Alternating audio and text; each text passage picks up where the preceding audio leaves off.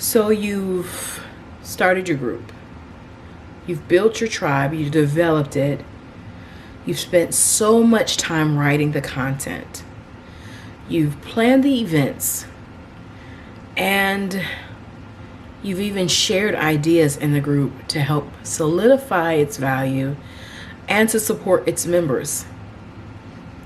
You're so welcoming, so warm, and you invite someone in.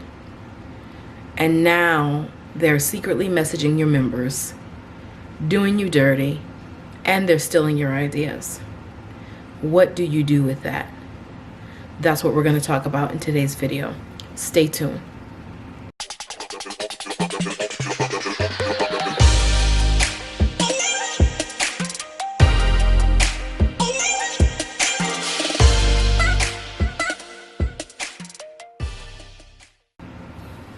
So, of course, you heard the intro and you know what this video is. But guys, can you imagine that? Can you imagine seeing a need, having a need yourself and saying, who else feels the way I feel? And where are those people? And how can I build a connection with them? How can I relate to them and build a friendship? And now you got them coming in. You've made the connection. You've said, hi, I'm Nina. Nice to meet you. Come and be a part of Single Moms Pursuing Their Promise. Plug.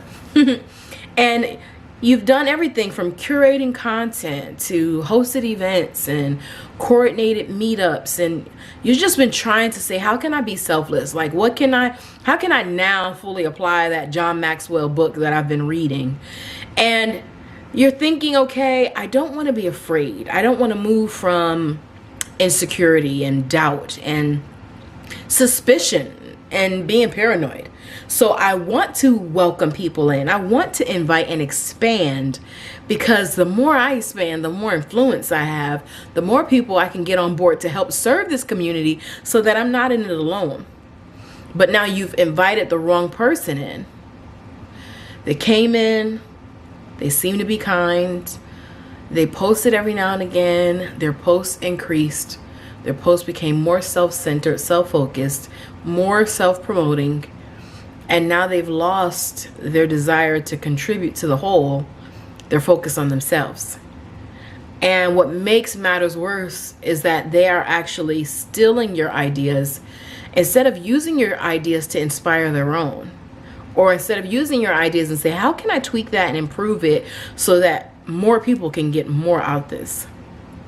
And now you feel bummed because you feel like, God, what was the point of that? Why did I let my guard down? Why was I vulnerable? Why was I kind, only to be burned in the end by someone?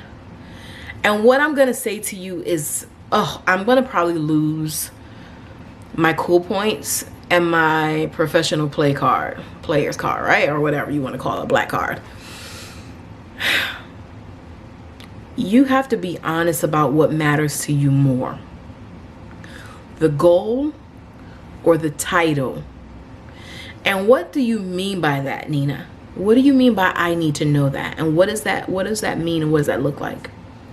So for me, when I started this group, I knew that I had a very definite goal. I knew that there was something very finite goal, was very crystal clear, right?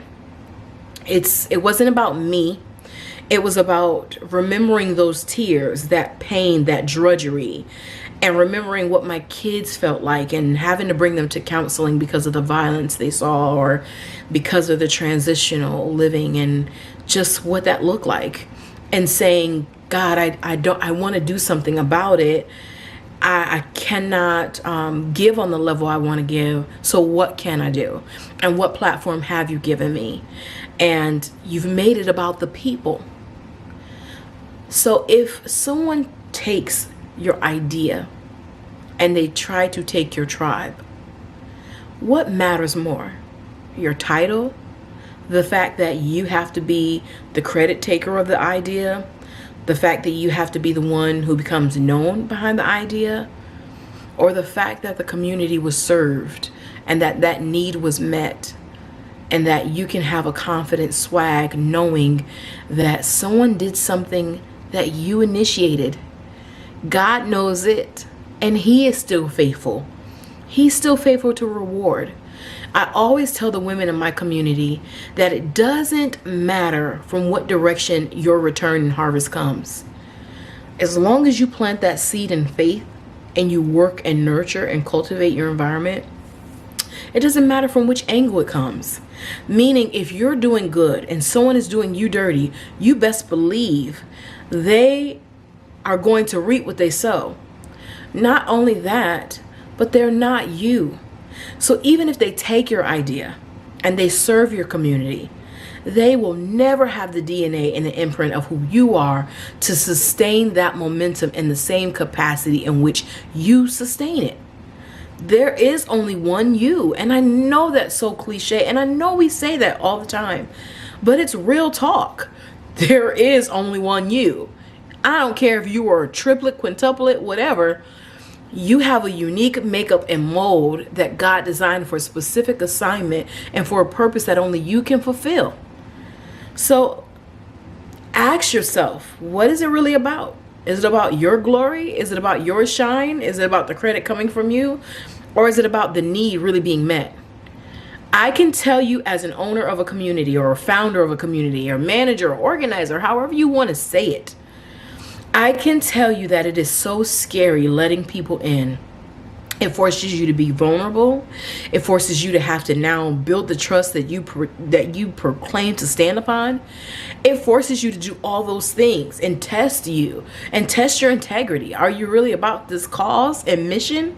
Or are you about your vision so much? Are you about your shine and your stage and your platform? My work is inevitable. The work that I do and nurture and cultivate constantly will yield for me. It will produce. So you have to really reflect on that. So what they've stolen? So what they've tried to interject? Rest in the process of God and what he's going to do. Remember, he is faithful. Remember that. And remember that people always see a snake when it's out the grass and about to hit them, right? At first, the snake is slithering, it's hidden, it's well tucked. They don't perceive the danger, the imminent danger. But guess what? By the nature of that very snake to attack, or to attack when it feels attacked, or to go out and just hunt prey or whatever it may be, it cannot stay hidden for so long. So when someone comes and they have a separate agenda and they have a separate momentum, God seeing the work you're doing, he cannot turn a blind eye to it. I know it's easy to say, Nina, how can you say that? Look at all the injustice in the world. Look at all the famine in the world. Yes, God has made us stewards. So look at it. What are we stewarding and what are we going to do? And how are we going to get back on track and back on that horse, back on that pony to finish the journey, to stay the course? How? I want you to really reflect on these words. And please engage the video. Let me know. Nina, that was harsh. I don't believe in that. You're delusional. I didn't like that. Create conversation. That way I can hear your heart and I can know how to serve you. And not only that, I can share real personal experiences. I remember going to a conference and the panel, was a bunch of seasoned entrepreneurs. And I'm going to wrap up with this story. This young lady, they talked about mentorship and about advancing yourself through the vision of others, meaning letting mentors take you in, teach you what they've learned and shorten your learning curve. And this young lady was so afraid. She said, I will never do it again because I shared my idea with this person and they ran with it. And in that moment, I felt so much injustice. I was enraged.